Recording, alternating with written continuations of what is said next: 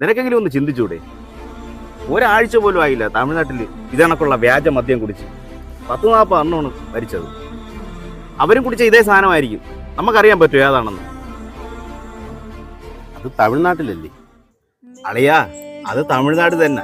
ഇതേ കണക്കായിരുന്നു കൊറോണ വന്ന സമയത്ത്. ആ സമയത്ത് നമ്മൾ പറഞ്ഞു അത് ചൈനയിലല്ലേ. 2019 കൊറോണ വന്നു. നമ്മളിവിടെ 2020 ആയപ്പോഴത്തേക്ക് നമ്മൾ അടച്ചുകൂട്ടി കുറെ നാൾ ഇരുന്നില്ല അളിയാ. നമ്മളെ വീട്ടിൽ ഒരാൾ പോകുമ്പോഴേ അതിന്റെ വിഷമം എന്താണെന്ന് അളിയനും മനസ്സിലാക്കും. നിങ്ങൾ ഈ കൊറോണ കഴിയുമ്പോൾ നിങ്ങൾ ഒഴിച്ച് അടിക്കണ്ടേ? അപ്പോഴേ നമുക്ക് മയക്ക് വേണ്ടി ഓരോന്നും കൊണ്ട് പൊട്ടിച്ചാലോ?